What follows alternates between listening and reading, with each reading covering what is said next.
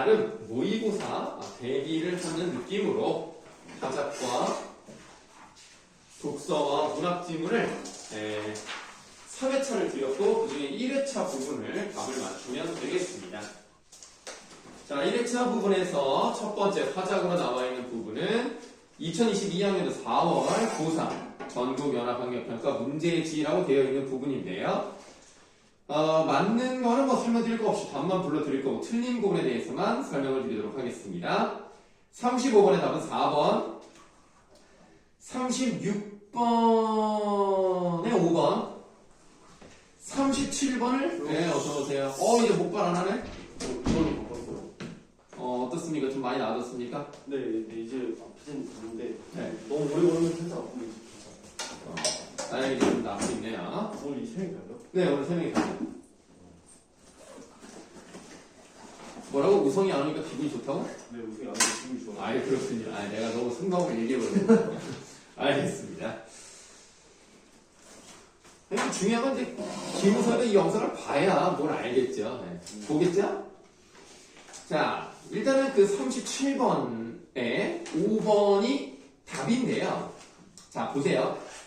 지금 이게 뭐 내용을 다 읽을 필요는 없다고 생각합니다. 지금 이 네모 격자가 있고요. 맨 왼쪽 아래가 가가고 오른쪽 아래가 사가입니다. 그럼 당연히 중간에 가가, 나가, 다가 이런 식으로 가겠죠? 그 다음 첫 번째 세로줄을 봤을 때 밑에서 위로 올라갈수록 가나, 가다, 가라 뭐 이렇게 된다는 거 확인해 볼 수가 있겠습니다. 내용을 읽어보시면 어떤 말이 나오냐면요. 기준점에서 그러니까 그 네모칸 하나가 100km예요. 근데 기준점이 어디냐면 맨 왼쪽 아래 가가에서도 맨 왼쪽 그 모서리 지점 거기가 기준점이라고 생각하시면 되겠습니다. 그러면 가가라는 것은 동쪽으로 0에서 100km예요. 그 다음에 위로도 0에서 100km입니다. 그러니까 동쪽으로도 100km, 북쪽으로도 100km예요. 그러면 당연히 오른쪽 다음 칸은 뭐겠어요? 100km에서 200km겠죠. 우리가 이걸 조심하셔야 되는 게 뭐냐면 이거는 8칸짜리입니다. 8칸이 아니라 7칸짜리입니다. 7칸짜리이기 때문에 800km가 나올 수가 없어요. 0에서 700까지밖에 없어요. 무슨 말인지 아시죠? 네. 위로 올라갈 때도 0에서 800까지밖에 없는 겁니다. 그 이상은 나올 수가 없어요. 자, 그래서 보기 5번에 북쪽으로 813.33km는 나올 수가 없습니다. 713.33km였겠죠. 그래서 5번이 답이 되는 거고요. 그와 같은 의미에서 A라고 되어 있는 부분과 B라고 되어 있는 부분이 있는데요. 기준점은 모두 다 네모칸의 왼쪽 아래 모서리 그 지점입니다. 그럼 당연히 오른쪽으로 하나, 둘, 셋을 갔기 때문에 동쪽으로 300km가 떨어져 있는 거죠. 그러니까 A에 대해서 B는 동쪽으로 300km고 B 구역에서 서쪽으로 A 구역의 시작점이 300km 떨어져 있겠죠. 그러니까 37번에 2번은 맞는 거고요. 5번이 답이 되겠습니다.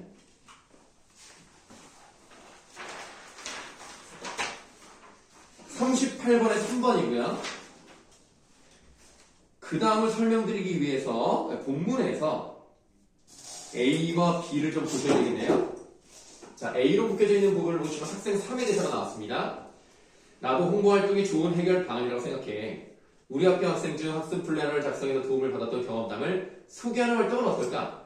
그래, 정말 좋은 생각이야. 일단은 동의를 했어요. 일치점을 찾았죠. 그 다음에 반대하는 얘기가 아니라 경험담을 소개하는 학습 플래너의 작성법도 알리고 자연스럽게 학습 플랜의 필요성도 알릴 수 있을 것 같아. 그래서 생각이 좋다라고 인정하고 그것의 효과를 좀 더 자세하게 말했다. 이런 느낌이에요. B를 보세요. 학생 2가 네 생각이 맞는 것 같아. 일단 동의로 시작을 했어요. 그러면 오늘 회의 내용을 정리해서 학교에 건의문을 제출하도록 하자. 학생 3이 그렇게 하자. 그리고 건의문에는 지금까지 논의한 내용과 설문지에서 나온 다른 요구사항도 포함시키자. 일단 인정하고 거기에 추가로 뭘 하자. 라는 얘기를 하고 있는 거예요. 그러면 39번 문제에서 2번을 보시면 A에서의 학생 2와 달리라고 했어요. 그럼 학생 2는 어때요? 그러니까 경험담을 소개하는 이런 점이 좋을 것 같아 라고 얘기를 했고요. B의 학생 3은요, 건의문에 이런 거 넣자라는 겁니다. 보기 2번의 잘못된 부분은 자신의 경험을 바탕으로 한 해결책. 이게 잘못됐어요. 2번은 답이 아니고요. 3번이 답이 되겠습니다. 자, B에서의 학생 3은요, 효과를 얘기한 게 아니에요. 더 추가하자는 거죠. 학생 2는 효과를 얘기한 거고요. 그래서 3번이 맞습니다. 그 다음에 40번인데요. 40번에 B를 보시면 학습 플랜의 휴대성이 떨어져요. 휴대성이 떨어지면 작게 만드는 게 좋겠죠? 그래야 이제 휴대성이 좀 올라갈 테니까. 그럼 학습 휴대성이 떨어지니까 작게 만듭시다. 이 얘기를 하지 않아요. 나에서 뭐라 그래요? 다양한 크기를 만듭시다. 이렇게 얘기한다는 거예요. 그래서 그 내용이 네 번째 문단에 나와요. 네 번째 문단, 세 번째 줄. 설문조사 결과에 따르면 학습 플랜의 크기를 다양화하자는 의견과 다양화하자는 것이 작게 만들자는 얘기가 아니에요. 그래서 2번이 답이 되겠고요. 보기 5번. 회의에서 언급되지 않았던 학습 플래너의 기획단의 새로운 측면을 글에 추가하여 알파벳 E의 의미를 강조해야 되겠어 라고 했는데, 가에서는 학습 플래너 기획단 구성에 대해서 얘기하지 않습니다. 근데 B에서, 그러니까 그 남은 단에서 다섯 번째죠? 하나, 둘, 셋, 다섯 번째 문단에 학습 플래너 제작 기획단, 그게 세 번째 줄에 나와 있습니다. 그러니까 5번은 맞다고 볼 수 있겠어요. 40번은 2번입니다. 41번에다 4번이고요. 자, 지금 4번을 보시면 문제 해결 방안의 구체적인 근거로 사용하기 위해 또래 친구들의 학습 플랜의 제작 경험을 제시했다라고 되어 있는데, 제작 경험을 제시한 게 아닙니다. 지금 이거는 아마 여기 때문에 헷갈리신 것 같은데요. 세 번째 문단에 더 많은 학생들이 학습 플랜을 사용하기 위해 먼저 학기 초 학기 말인 우리 학교 학생들의 학습 플랜의 작성 경험을 소개하는 했어요. 작성 경험이지 제작 경험이 아닙니다. 그리고 제작 경험이 아닐 뿐더러 작성 경험이 나온 것도 아니에요. 작성 경험을 얘기하는 행사를 열자라는 겁니다. 그래서 4번이 틀렸고요. 보기 3번. 문제 해결 방안의 실현 가능함을 강조하기 위해 인근 학교의 사례를 제시하는 것이겠군 이라고 했는데, 이 인근 학교에 대해서는 그 네 번째 문단에 있죠? 그 리을이라고 되어 있는 그 문장, 실제로 인근 학교에서도 학생들의 요구를 반영해 제작을 했대요. 그러니까 요거는 나와 있다고 보면 되겠습니다. 41번의 답은 4번이고요. 42번은 답이 두 개가 나와요. 그러니까 정답 하나 나오고 오답 하나 나오는데 꼭 오답을 꼭 이거를 고르는데, 자 봐. 니은부터 보겠습니다. 니은이 있는 그 문장 처음이 저기는 많은 예산과 노력이 들어간 학습 플랜의 사용률을 높이기 위해 라고 되어 있네요. 말을 바꿔볼까요? 많은 예산과 노력이 사용된, 예산이 사용됐다? 이건 좀 그런 것 같아요. 노력이 사용됐다? 이런 말은 없어요. 굳이 우리가 들어간이라는 말을 바꿀 필요 없고요. 굳이 뭐 한자로 바꾼다면 투입된 정도까지는 괜찮습니다. 그러나 그냥 들어간, 이게 우리말이기도 하고 잘 어울리죠. 바꿀 필요가 없고요. 그 다음에 미음을 보시면 이를 위해 우리 학생에서는 학생 자체의 중요성을 적극 홍보하고 있습니다. 이거는 주요 내용이랑 관계가 없어요. 이 사람들이 건의문을 통해서 어떻게 했으면 좋겠습니다라는 거지, 학생 자체 중요성을 홍보하는 것 자체는 여기서 언급할 필요가 없다는 거예요. 그래서 통일성을 해치고 있기 때문에 삭제한 게 맞습니다. 42번에 2번이 답이 되겠습니다. 43번은 1번이고요. 44번에 5번, 45번에 4번입니다. 여기는 뭐 잘하셨어요. 자, 이렇게 화작을 한번 해봤고요. 이번에는 사회문화 1강이 되겠는데, 선생님이 이걸 숙제를 내주고 나중에 한번 천천히 보다 보니까 옛날에 한번 했던 것 같더라고요. 그래서 내가 실수를 해가지고 그럼 이걸 이제 다 맞아야 되는데 분명히 저번에도 풀었는데 그러니까 소준이는 이제 온 지 얼마 안 됐으니까 처음 풀었을 거야. 근데 이제 그렇죠? 아유, 너도 풀었냐? 바로 대군요. 이거 무슨 특강 아니야? 너 이거 스스로 풀었어? 아니 그냥. 그렇게 열심히 하는 학생이었어? 네. 틀렸던데. 근데 왜 이러죠? 아니 근데 왜 이래요? 나는 그래서 이게 처음 풀어보는 거라서 좀 어려웠나라고 생각했는데 그건 아니었네요. 네. 예, 알겠습니다. 네. 어쨌든 그 선생님을 조금 좀 그래도 몇 개월 공부한 학생들은 사실 풀었어요 이거를. 나는 안 푼 줄 알고. 그치 강민아? 네. 그럼 강민 다 맞았어야 되는 거 아닌가? 근데 저 이거를 풀면서 풀었다는 생각을 딱 못한 걸 보면 그렇습니까? 아무래도 까먹어버린 게 아닐까. 거의 0의 상태에서 시작을 했어요. 지금 보시면 사실은 다 맞은 사람은 없어요. 다 맞아야 될 것 같은데 이상하네. 그래서 내가 이거 두 번째 푸는 게 물론 내 실수지만 이게 이 정도였나라는 생각이 들었어요. 근데 좀 풀면서 확신이 있었는데 네. 다 맞지 않았군요. 자, 일단은 뭐 좀 간단하게 설명드리겠습니다. 한 번 했었기 때문에 1번에 답은 5번. 근데 이제 2번, 그러니까 2번, 3번, 4번 이렇게 설명드려야 되거든요. 자, 일단 본문을 좀 보세요. 본문. 2번은 사실 틀리면 안 돼요. 기억의 지각입니다. 자, 기억 지각이란 우리가 주위의 세계를 보는 방법이라고 말할 수 있는데 두 사람이 똑같은 조건 하에서 같은 자극에 노출된다 하더라도 그들이 그것을 어떻게 선택하며 조직하고 인식하며 해석하느냐 하는 것은 각자의 필요와 가치 기대에 따라 다릅니다. 여러분들이 똑같은 광고를 보더라도요. 필요 없으면 관심도 없어요. 근데 내가 정작 이거 내가 한 번쯤 가사 갖고 있으면 좋을 텐데 이런 생각을 한번 해봤다면 그 똑같은 자극이 노출되었을 때 어떻게 인식을 했느냐? 이게 다르다는 거죠. 이게 바로 지각입니다. 그러면 상식적으로 감각이 그 바깥에 있는 단순한 자극을 받아들여야 지각이 일어나는 거 아닙니까? 너무나 당연하잖아요. 눈으로 봐야 자극이 눈으로 들어오고 그것이 신경에서 처리가 돼가지고 뇌로 간다면 그게 지각이잖아. 그럼 당연히 니은이 기억보다 선행돼야죠. 2번의 답 5번입니다. 니은은 기억을 통해 들어온 자극을 말이 안 돼요. 감각을 통해서 지각이 이루어지는 겁니다. 2번에 5번이 답이 되겠습니다. 그 다음에 3번 문제를 그냥 볼게요. 3번 문제. 본문을 읽었을 테니까 다 아실 거라고 생각을 하고요. 이 베버에 그 법칙이 하나가 있었어요. 그 법칙이 K는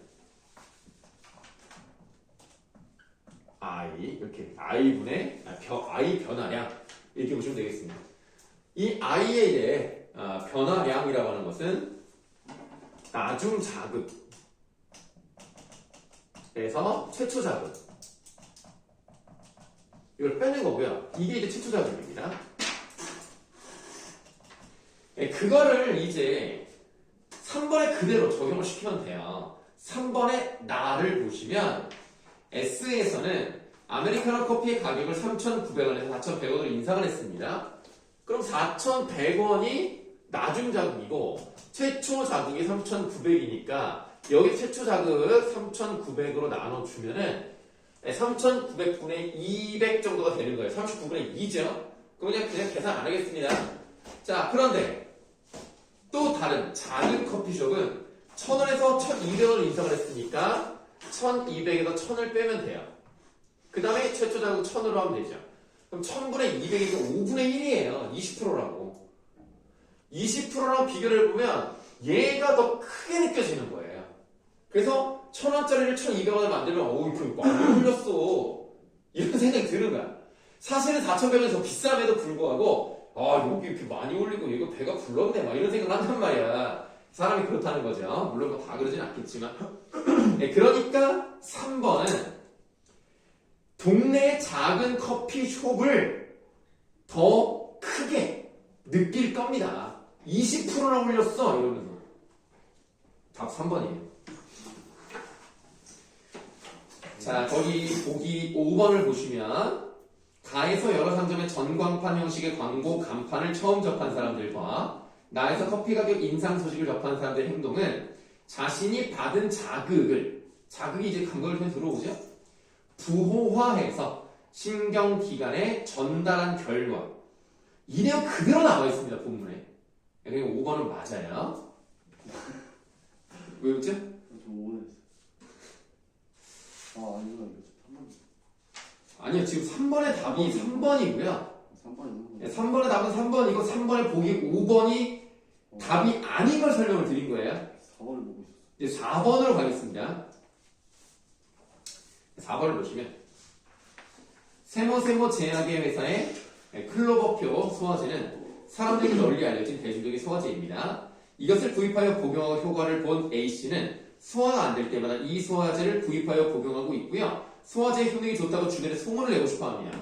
실제로 돈을 내고 사 먹을 뿐만 아니라 다른 사람에게도 소문을 낼 정도면 굉장히 브랜드 충성도가 높은 사람이다. 이렇게 생각해 볼 수가 있습니다. 자, 그래서 A씨는 B씨에게 이 소화제를 소개했고요. 평소 세모제약 회사에 대해 호감을 가지고 있던 B씨는, 그러니까 실제로 그 회사 제품을 쓰진 않았지만 예를 들어서 뭐 사회봉사 활동도 많이 하고 약자를 생각해주고 복지도 좋고 막 이러면 그 회사는 괜찮네. 약효도 좋다고 하니까 뭐 좋은 회사인가 보다. 이런 생각을 가지고 있었는데 A씨의 설명을 듣고 만약에 내가 앞으로 소화가 안 되는 일이 있으면 이 소화제를 먹어야 되겠다라고 하는 겁니다. 그러면 A와 B는요 같은 충성도라고 볼 수는 없어요. A는 실제로 돈을 냈어요. 그리고 사 먹었으니까 그 앞에 있는 내용에 행동적 충성도를 가지고 있는 겁니다. 행동을 했죠. 근데 B는 어때요? 실제로 사진 않았어요. 그러니까 태도적인 충성도를 가지고 있는 사람입니다. 그래서 태도적인 충성도가 높은 사람이 많아지면 많아질수록 행동적 충성도를 가지고 있는 사람이 많아질 확률이 높아지는 거죠. 이런 게 바로 브랜드 충성도라는 거고요. 또 지금 이 회사에서 사용한 건 뭐냐면 원래 소화제에 쓰던 그 이름을 이제는 비타민C 영양제에도 사용을 한다는 거야. 그럼 예를 들어서 그 브랜드에 굉장히 호감을 가지고 있었던 사람들이 다른 제품이긴 하지만 같은 회사에서 나온 그 제품을 호감으로 느낄 가능성이 높다는 거죠. 이런 것들을 뭐라 그러냐? 브랜드 수단화라고 하는 겁니다. 이 본문 잠깐 볼게요. 114 앞쪽에 마지막 문단 브랜드 수단화에 대해서 나와 있습니다. 자, 거기 마지막 문단의 세 번째 줄 아커와 켈러가 나오는데요. 읽어보도록 하겠습니다. 브랜드 수단화를 사용하기 위해서는 두 가지의 지각적 조건이 있음을 밝혔다. 첫째는 소비자가 그 브랜드를 고품질과 연관시켜야 돼요. 이거 좋은 거. 이 브랜드가 붙으면 좋은 거야. 고품질. 둘째는 두 개의 제품들 간의 연결에 적절함이 지각되어야 한다는 것이다. 즉, 기존 제품에서 신제품으로의 논리적인 이전이 지각돼야 합니다. 두 가지가 필요한 거예요. 고품질과 논리적 이전. 둘 중에 뭐가 더 중요하다는 얘기가 없어요. 둘 다 이루어져야 한다는 겁니다. 그래서 4번의 답은 5번입니다. 논리적인 이전이 지각되어야 한다는 것보다 이게 아니야. 지각되어야 하고 고품질을 연결시킬 수 있어요. 두 가지가 다 돼야 브랜드 수단화가 제대로 이루어진다고 보시면 되겠습니다. 4번에 5번이 틀렸다. 이렇게 보시면 되겠고요. 그 4번에 2번은 아까 말씀드렸던 거 있죠? 행동적 충성도를 보이기 위해서는 자극 일반화가 되는 것이다 라는 내용이 나와 있기 때문에 4번의 답은 5번이 되겠습니다. 네, 5번의 답은 4번이고요. 그럼 다 맞았어요. 5 다 맞았어요? 네. 과연 다음도 그럴까요? 전체 다 했어요? 네, 전체 다 해서요. 전체 다 해. 그러니까 뒤에 것도. 네. 뒤에 것도 했던 거예요? 그 뒤에 것도 했던 거 아니에요? 사실 잘 모르겠어요. 온지 얼마 안 돼가지고. 미국 회사인 같은 너 우리 학원에 언제 갔지? 저 초등학교 6학년 진짜 얼마 안 됐네. 얼마 안 돼가지고. 그렇네요. 자, 이거는 맞아. 일단 여러분들 상식적으로 한번 생각을 해보죠. 외국에서 이민자가 많이 들어왔어요. 근데 어떤 나라에 이민을 온다는 얘기는 나쁜 나라로 갈 것 같아요? 좋은 나라로 갈 것 같아요? 당연히 자기가 살고 있는 데보다 좋은 나라로 이민을 가겠죠. 나쁜 데 굳이 이민을 왜 가? 그냥 자기 나라에 살지. 그러면 상대적으로 이민을 간다는 얘기는 인건비라고 했을 때 원래 인건비가 낮은 나라에서 인건비가 높은 나라로 갈 수가 있죠. 아무래도 잘 사는 나라라고 하는 것은 물가가 더 높을 가능성이 높으니까. 그러면 이민자들이 갑자기 대거 유입이 되면 그냥 일반적인 생각으로 인건비가 싼 사람들이 들어가니까 싼 노동력을 많이 쓸 수 있다? 그러면 기업체에서는 당연히 원래 있었던 사람들보다는 새로 유입된 사람들을 고용할 가능성이 있지 않습니까? 그러면 싸게 공장을 돌릴 수 있으니까요. 그럼 임금이 어떻게 되는 거예요? 인건비가 싸다는 얘기는 임금이 하락한다는 얘기죠. 그럼 이렇게 노동 공급이 늘어났을 때 정말 우리 생각대로 인건비가 내려가고 임금이 하락할 것이냐? 아니다. 실제로는 그렇지 않다. 해서 올라갈 것이냐? 이거에 대해서 지금 찾아보자는 겁니다. 그 내용을 전체적으로 읽어보시면 올라갈 수도 있고요. 내려갈 수도 있어요. 정해진 게 없습니다. 다만 이제 어느 쪽으로 보느냐, 그리고 그것을 알아보기 위해서는 어떻게 해야 하느냐, 지금 이걸 이제 찾아봐야 되는 건데요. 자, 거기 첫 번째 문단의 세 번째 줄을 보시면 경제적으로 가장 대표적인 논리는 이민자들이 노동시장에서 노동 공급을 늘리면 그 결과 임금이 하락하여 기존에 거주하고 있던 사람들의 경제적 상황이 악화될 것이라는 추론입니다. 싼 임금을 주게 되면 솔직히 여러분들도 만약에 공장을 다니고 있는데 공장에서 월급을 300만 원을 주는데 그 이민자들이 많이 들어와서 우리는 150만 원이면 충분합니다. 그래서 150만 원을 주면 니들 150만 원 가지고 일을 하겠냐? 못하겠죠. 그러니까 임금을 하락할 수밖에 없다. 그럼 경제적 상황이 나빠진다. 일반적으로 이렇게 생각합니다. 그런데 두 번째 문단의 여섯 번째 줄을 보시면 그러나 라고 시작하는 부분이 있어요. 그러나 현실에서는 반대 현상이 관찰되기도 한다. 이민자가 유입되는 지역의 임금이 오히려 상승하는 것이다. 이는 이민자가 유입된 임금이 상승한 것이 아니라 임금이 상승하는 지역에 이민자가 유입된 결과를 보는 게 타당해요. 그러니까 이민자가 들어오는 것으로 임금이 하락하는지 아닌지는 알기가 어려워요. 그러니까 이것을 알아보기 위해서 A와 관련된 설명이 나와 있는 겁니다. 근데 이거를 좀 시간을 좀 아끼기 위해서 이중차분법을 이렇게 설명을 드릴게요. 1번이라는 시점, 2번 시점, 3번 시점이 있다고 가정했을 때 여기는 1년이라고 할게요. 자, 1년 동안 이렇게 임금 변화가 있을 거 아닙니까? 아무래도 임금이라는 것은 물가 상승률에 따라서 올라갈 수도 있고 얼마 전에 코로나 때문에 경제 상황이 어려우니까 대우조선 같은 경우는 그 하청업체에서 그래 그럼 우리가 좀 양보해서 임금 30% 삭감하겠습니다. 대신에 우리 자르지 말고 힘들지만 우리 다 같이 데리고 가주세요. 해서 그렇게 3년간 했단 말이에요. 그러다가 이제 다시 원래 상태로 돌려달라. 이제 좀 3년 동안 많이 참았으니까 돌려달라 했는데 그게 또 해결이 잘 안 돼가지고 막 시위하고 막 그랬잖아요. 좀 불쌍하죠? 30% 꺾었으면 3년이나 했으면 올려줘도 되잖아. 맨날 기업은 경제가 어렵대. 맨날 어려워 맨날. 기업은 경제가 어렵고 임금 올리기가 어렵습니다. 그리고 이제 노조에서는 우리 힘들다 올려달라 맨날 싸워 둘이. 어쩔 수가 없지만 내가 볼 때 다른 건 몰라도 그 대우조선 문제는 기업체가 잘못한 게 맞아요.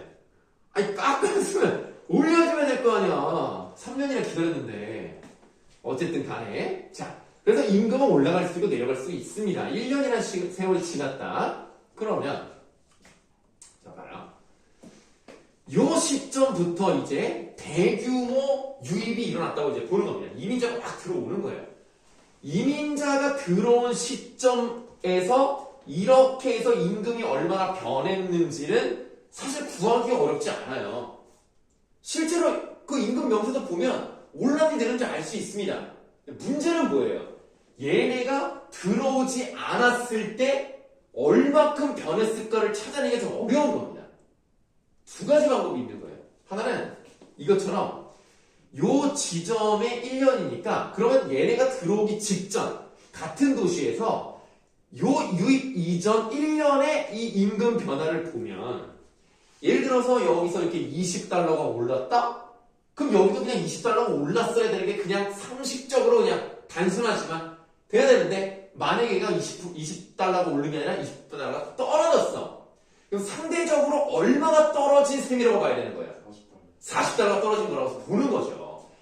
20이 올랐으니까 20이 오를 것으로 예상이 되어야 하는데 상대적으로 20이 떨어졌으니 40달러가 떨어진 것과 같다 이렇게 보는 거죠. 이런 방법이 하나가 있는 거고요. 또 하나는 여기를 보는 게 아니라 같은 시기를 보긴 보는데 다른 도시의 1년치 임금의 변화를 보는 거예요. 그럼 얘네도 어떤 시점부터 여기까지 얼마큼 변했을 게 있을 거 아닙니까? 도시의 인구수도 비슷하고 하는 그 산업도 비슷하고 그러면 얘네가 어느 정도 이렇게 바뀌었으면 얘네도 이렇게 바뀔 가능성이 있었을 거 아닙니까? 그러면 얘네랑 비교해서 올랐는지 내렸는지를 알아보는 방법도 있는 거예요. 이렇게 두 가지 방법을 쓰는데 3번 문제 이제 보시면 자 거기 이제 보시면 보기 박스에 두 번째 줄 갑도시는 을국과 인접해 있는데 을국에 2020년 3월 초 내전이 발생해서 을국에서 갑도실의 대규모 이민이 발생했습니다. 그러니까 이 지점이 2020년 3월이 되는 거죠. 자, 이민자 대규모 유입 직전인 2020년 2월 갑도시의 평균 임금은 주당 1,000달러. 일단 이렇게 해야죠. 대규모 이민이 발생한 후 2021년 2월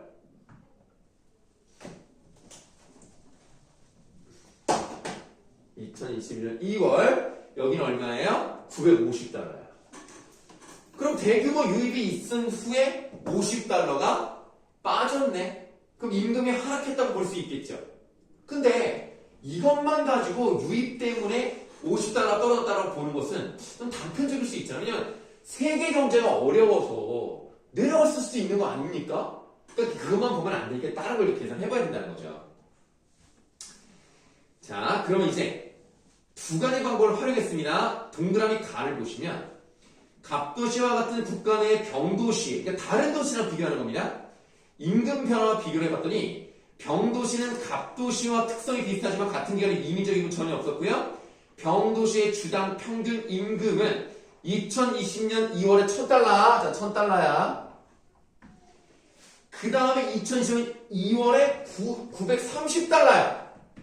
이 도시는 이민자 유입이 전혀 없었고 이 도시는 이민자 유입이 있었는데 비슷한 조건에서 얘네는 70이 떨어져 버렸고 얘네는 50이 떨어져 버렸어요. 그럼 얘네는 상대적으로 오른 거야 내린 거야? 이 도시는 오른 거죠. 얼마가 올랐어요? 20이 오른 것이다 라고 판단하는 거예요. 그러면 자 M이 보기 2번에 M이 이중차분법의 동그라미 가를 이용한 다음에 A는 실제 변화 말고 변했을 것으로 추측되는 요게 되는 게 맞죠? 원래는 마이너스 70이 되는 거였는데 실제로 B는 마이너스 50이 떨어졌으니까 마이너스 50에서 마이너스 70을 뺐더니 20이 나오잖아요. 실제로 20이 오른 셈입니다.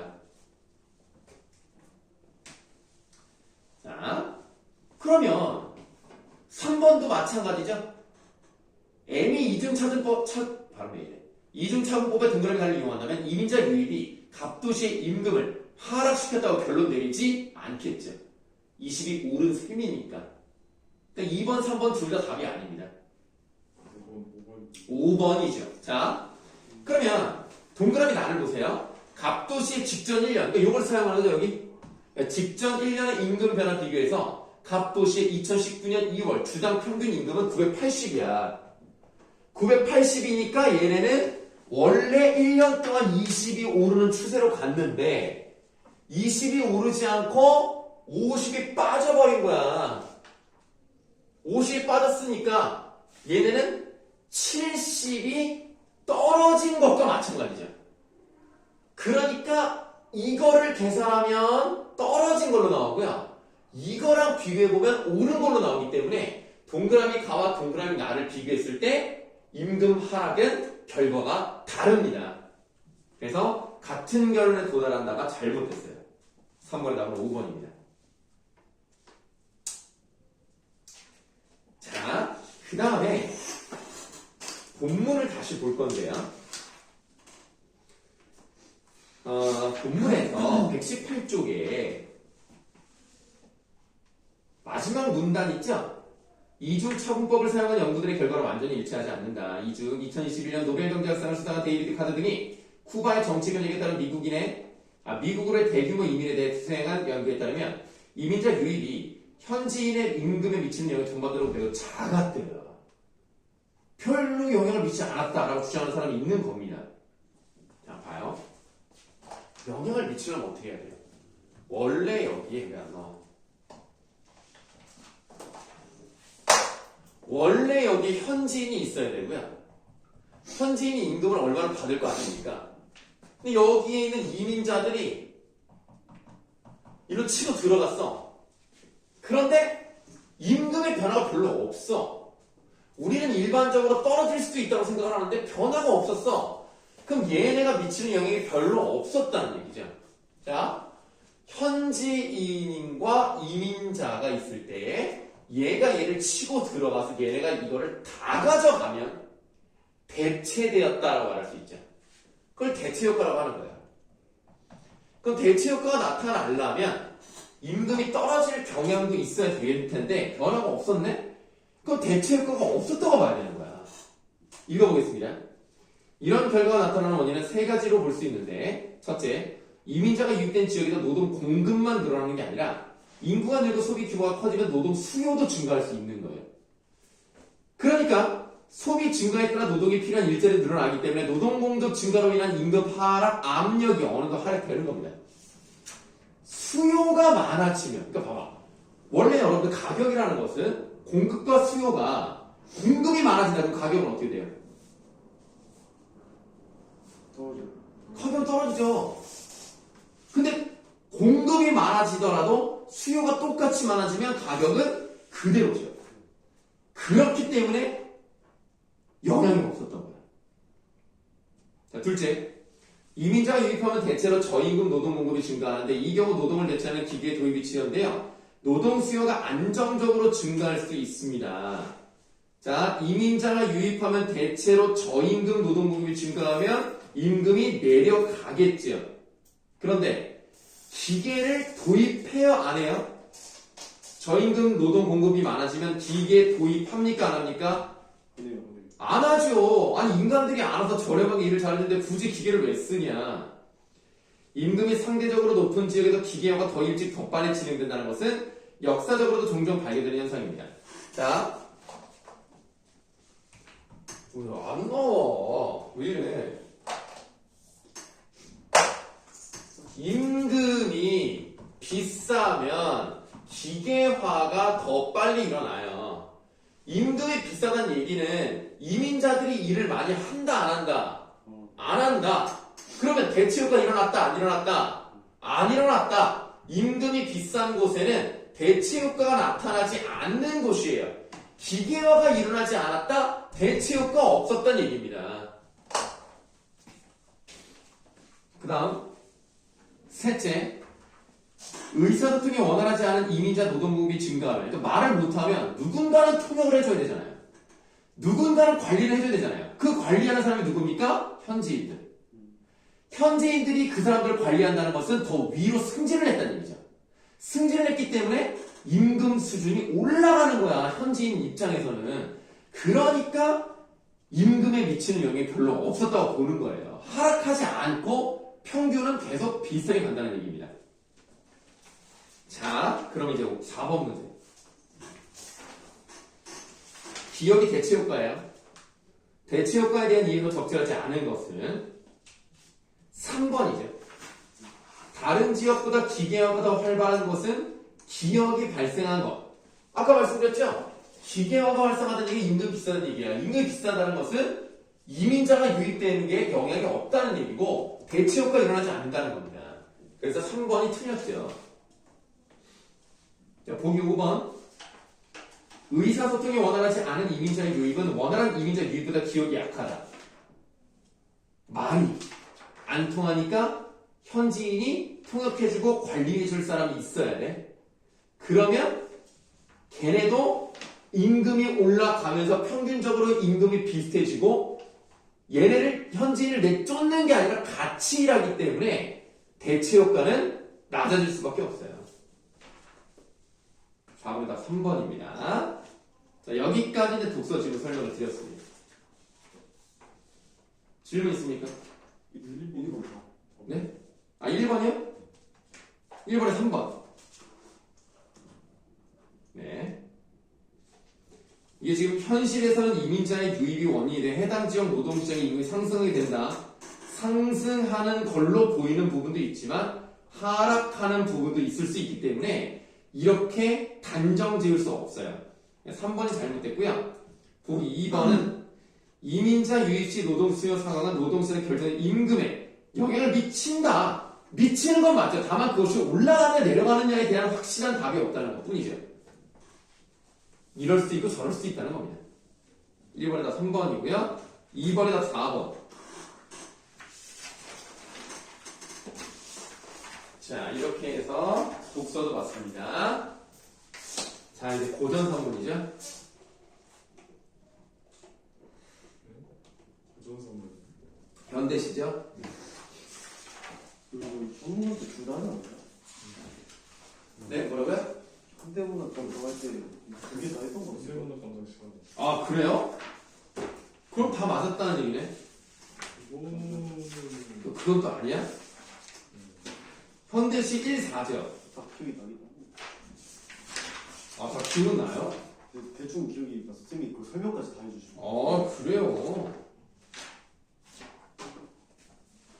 현대시 1, 1번에 1, 2번을 보겠습니다.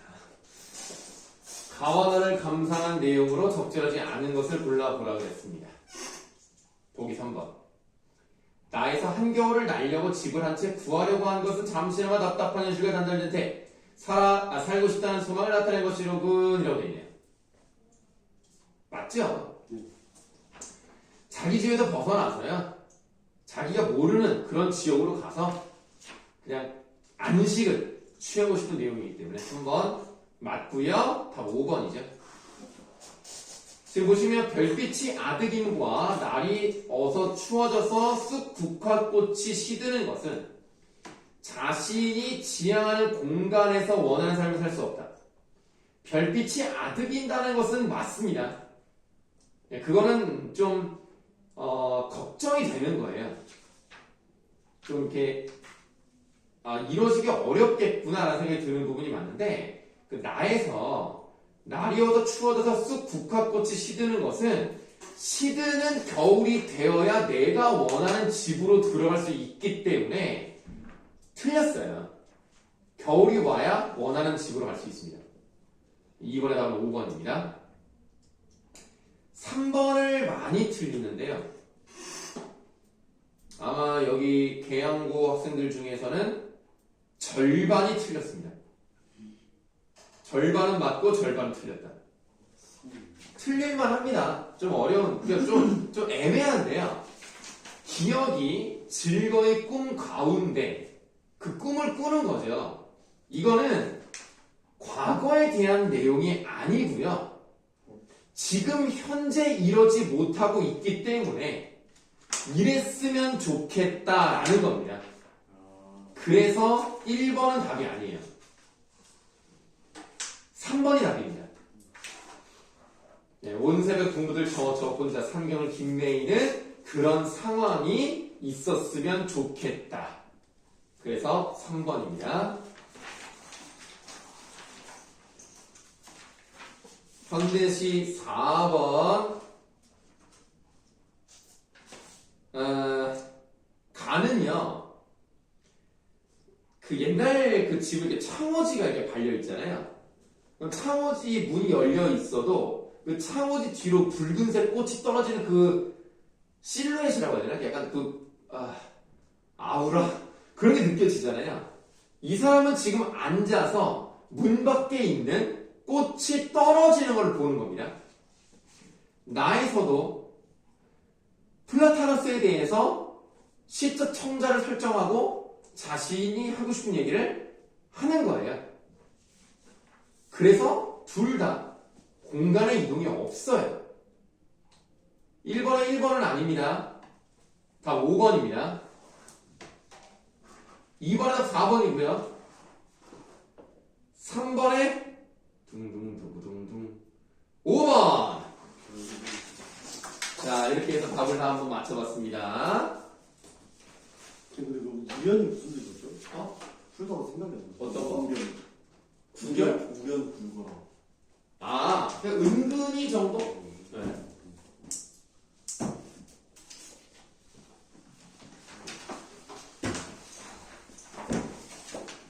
자, 요렇게 이제 숙제를 한번 맞춰봤습니다. 선생님 지금 녹화 중이어서 지금 몇 분이에요? 좀 시계가 고장나가지고. 14분. 아, 알겠어요. 그러면 우리가 저번 시간에 했던 지인도 여러분들 이번 주에는 학교에서 뭘 했어요? 이번 주는 훈차 후는 훈차 푸는 건 뭐죠? 훈차 훈차, 음차? 음차. 네, 아, 그거 했어요? 그거를 했어요. 음. 그거랑 네. 그 특징도 했는데 뭐야? 중세 뭐였나? 주제가 심화 약간 느낌. 그 시간에 제가 야무지게 졸아가지고 기억이 혹시 뭐 예를 들면 뭐 세종원의 후민정음 뭐 이런 프린트 같은 거 좋습니까? 안 나. 아니 교과서에 있는 거는 교과서에 있는 걸로 했어요? 학습지 따로 주세요. 혹시 갖고 온 사람 있어요? 없습니다. 근데 여기 왜 가방을 막 가방에 있는 척을 해? 액션을 취해. 네, 그런 거 있으면 가지고 오세요. 그래서 선생님이 혹시 보고 부족한 부분이 설명을 드려야 되니까. 아, 이 선생님이 그 모든 자료를 다 저기다 써놔가지고 지금 녹화 중이어가지고 23항부터 하면 되던가? 24만. 네. 한글 맞춤법 할 차례 아닌가요? 아, 어디를 해야 되지? 24만 맞는 것 같아. 전까지 필기했다. 23항? 아, 여기 뭐라고 돼? 아, 그치. 23항 맞지? 맞는 것 같아. 맞아. 아, 나의 기억력. 아, 역시. 기가 막히는구만.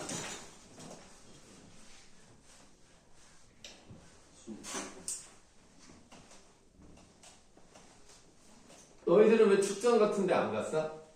저희 동아리가 컴퓨터 동아리라 그런 건 안 아, 돼요. 컴퓨터는 축전 안 해? 네. 강민이는 다쳐서 안 갔어? 문돌이에요. 문돌이라서. 알겠습니다. 자, 왜 서준이 안 물어봐서 섭섭했어? 아니 같은 반이에요. 아, 예. 그렇군요. 아, 그랬던 것 같다. 맞아. 그래서 학교에서도 뒤에 앉아서 막 괴롭힌다고. 그래서 네. 어. 저 뒤에는 아닌데 거기까지 가서 괴롭혀요. 수업 시간. 학교 폭력 아니야, 이거? 그런 관점으로 보면 그럴 수 있긴 한데. 아니 쌤들도 그냥 이제 신고해. 그냥 117인가 그래요. 선생님이 신고하라고 하시는데 신고하면 죽여버린다고? 보고 보복이요? 보건복지부장님. 자, 우리 한글맞춤법 저번 시간에 되게 중요하게 설명드렸던 부분이 제5항. 5항에서 다만 기역, 비읍, 받침 뒤에서 나는 된소리는 같은 음절이나 비슷한 음절이 겹쳐나는 경우가 아니면 된소리를 적지 아니한다. 이거 되게 중요하다고 말씀드렸습니다. 원래 기역, 비읍, 다음에 오는 예사소리는 된소리로 발음하는 것이 너무나 당연한 것이기 때문에 당연한 것을 알고 있으니까 쓸 때는 예사소리로 쓰는 거예요. 근데 같거나 비슷한 음들이 겹쳐나는 경우, 씁쓸하다, 짭짤하다, 똑딱똑딱, 쓱싹쓱싹 이런 것들은 된소리로 씁니다. 그거 중요하다고 말씀드렸고, 그 다음에 15항에서 붙임 1에서 두 개의 요원이 어울려 한 개의 요원이 될 적에 앞말의 본뜻이 유지되고 있는 것은 그 원형을 밝혀줬습니다. 이거는 항상 머릿속에 가지고 있어야 돼요. 본뜻이 유지되면 형태를 밝혀야 됩니다. 인정해주는 거예요. 그렇지 않으면 소리 나는 대로 쓰면 되는 거고요. 다음 19항. 선생님이 이음 카드를 그렇게 강조하면서 이음 카드 쓰면 캐시백이 되니까 기분이 좋아. 그래서 이음, 이히. 그래서 이음, 이히가 붙어서 명사 또는 부사가 되면 어간의 원형을 밝혀줬습니다. 이랑 음은 너무나 유명하기 때문에 얘네는 인정해줘야 돼. 그러니까 그 앞에 있는 애들의 원형을 밝혀 적는 겁니다. 아시겠죠? 그런데 이나 음이 붙어도 어간의 뜻에서 멀어졌으면 안 밝혀도 돼. 그렇게 중요한 이 음임에도 불구하고 예외가 있을 정도인데 이나 음이 아닌 쩌리들은 솔직히 소리 나는 대로만 써도 되지 않습니까? 그래서 19화 아주 중요합니다. 20이랑은 뭐 그냥 별로 안 중요하고 이제 23항을 설명드리도록 하겠습니다. 23항에 뭐뭐 하다나 거리다가 붙는 어근에 이가 붙어서 명사가 된 것은 그 원형을 밝히어 적는다라고 되어 있네요. 밑에 줄표를 보시겠습니다. 하다나 거리다가 붙는 어근에 명사파된 접니다. 이가 붙어 그 원형을 밝혀 적는 경우 예를 보세요. 얘가 중요합니다.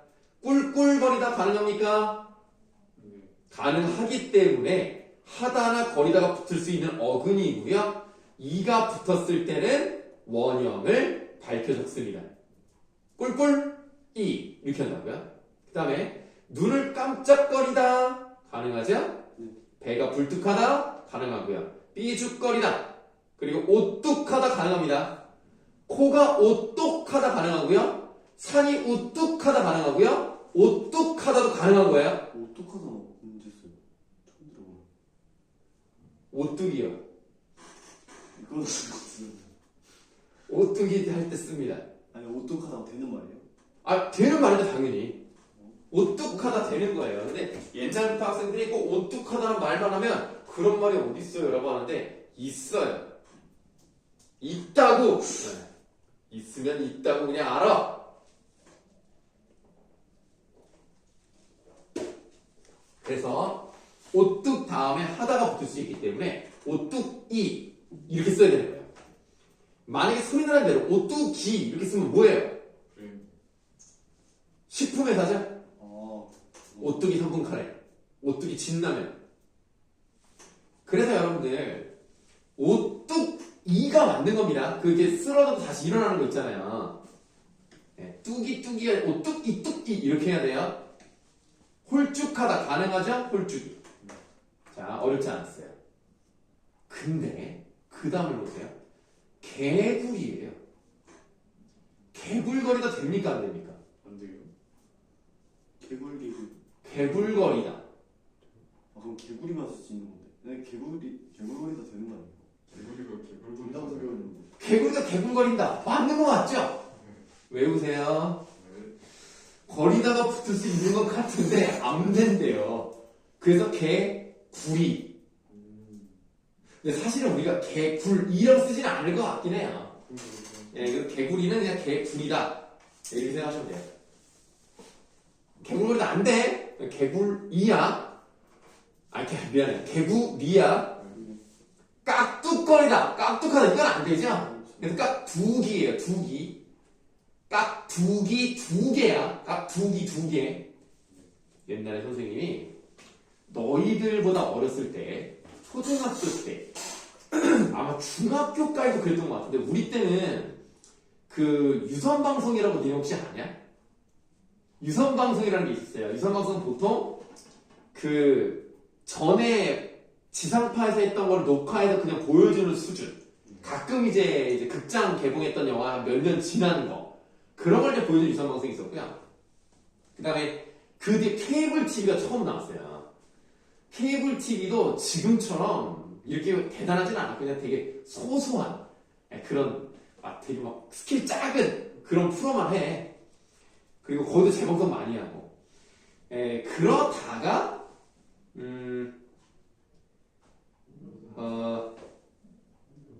이 지상파에서도 나름 외국 드라마 같은 걸 보여줄 때가 있잖아요. 그럼 이제 선생님이 초등학교 때 봤던 그런 외국 드라마 같은 게 니네 맥가이버 알아?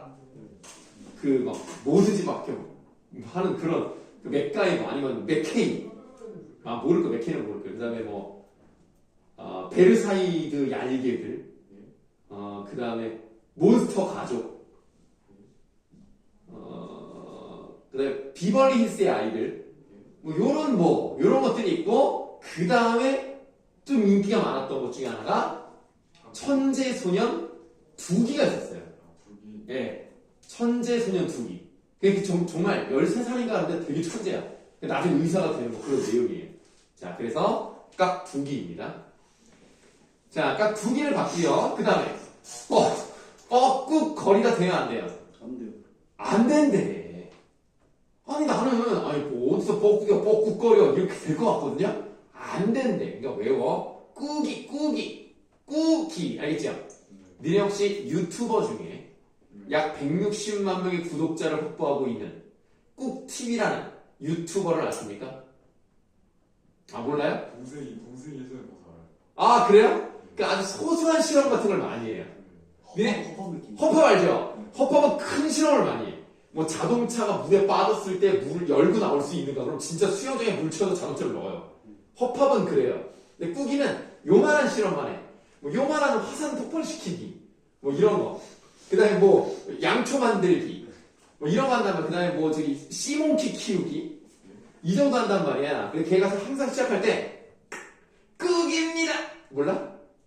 이거 뭔지 애들이 보는 거 아니에요? 그러니까 나는 우리 애가 옛날에 봐서 나는 재밌더라고. 걔가 좀 웃겨요.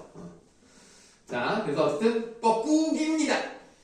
자, 얼룩거리다 돼요? 안 되죠. 그래서 얼룩이입니다. 이 얼룩이 같은 경우는 예를 들어서 송아지가 얼룩덜룩하면 얼룩이 뭐 이렇게 표현하는 거예요.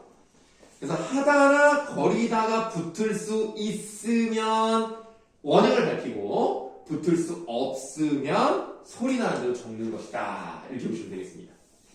쉽죠? 얼룩 하나도 안 되는 거죠. 얼룩 안 되는 거예요. 하다나 거리다 둘 다 안 되는 거예요. 네. 자, 그럼 이제 쉬는 시간 가져도 되나요? 시간이? 네. 네, 쉬는 시간 갖겠습니다. 표정하다가